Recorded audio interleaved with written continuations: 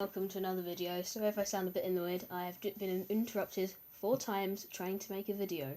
Every time I start filming, someone in the house makes a noise, comes in and tries to tell me something. Anyway, I have killed the centre differential since I made the last video of what I've killed and what's gone on with the car. Can't remember what it's called.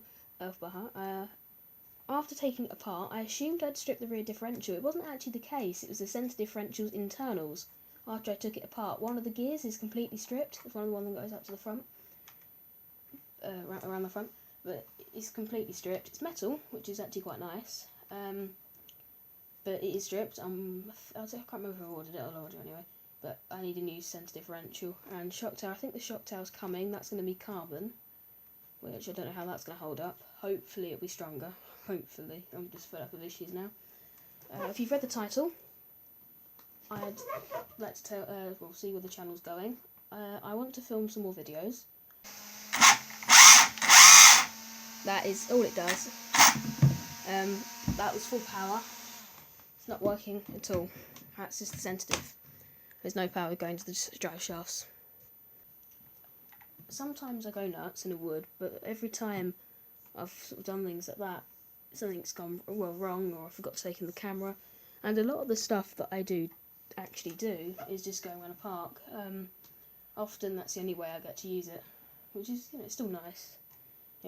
Things rips around the field, but I do prefer going around woods and things, just going not nuts, but medium mashing. I don't go crazy hard. I've only really done it once. It's so much fun.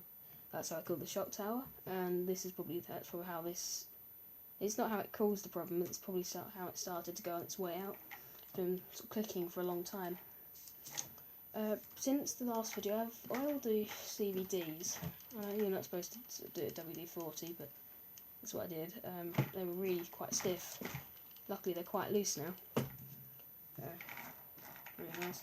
This centre diff, I can't use the car until I get a new centre diff. It's not like that where I just sort of used it a couple of times, just not jumping or anything. The centre diff is completely gone. You turn it on, it just goes and hardly moves. So it needs a new centre diff. ESC is not in good shape, but it's alright. And the shock tower. I'm not sure really what to do with the centre diff, but I'll leave that for another time. I'd also want to say where I want to go with the channel. I want to do some more bashing, like hard, well, not hard, but just have a nice sort of shortish videos. I'd quite like to get a Team Associated MT10. I keep changing my mind.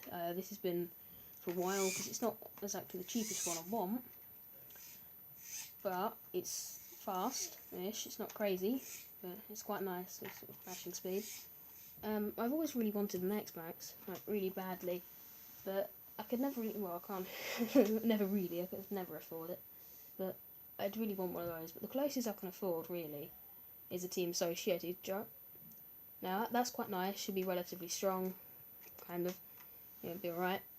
That would be nice. I've got a few videos of that going up. Probably going to get a 3S sniper to go with it, a good one.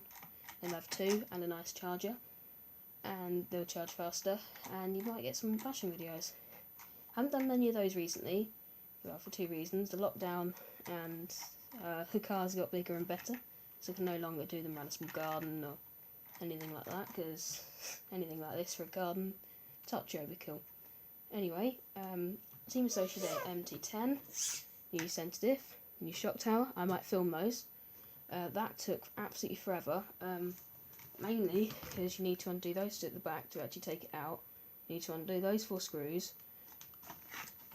The 4 down there, one there, actually. And obviously you've got loads and loads of screws. There's 4 on the inside of that. And then honestly, what took the longest was to get the screws back into the differential because they're quite small. And to get the drive shafts in while putting the differential in, while making sure that these are perfectly aligned. It takes absolutely forever. Not really something I want to do again, but I'm going to have to. Anyway, thanks for watching. Hope to see some of this coming up in the future. Thanks for supporting me over the last upcoming months. Thanks for watching.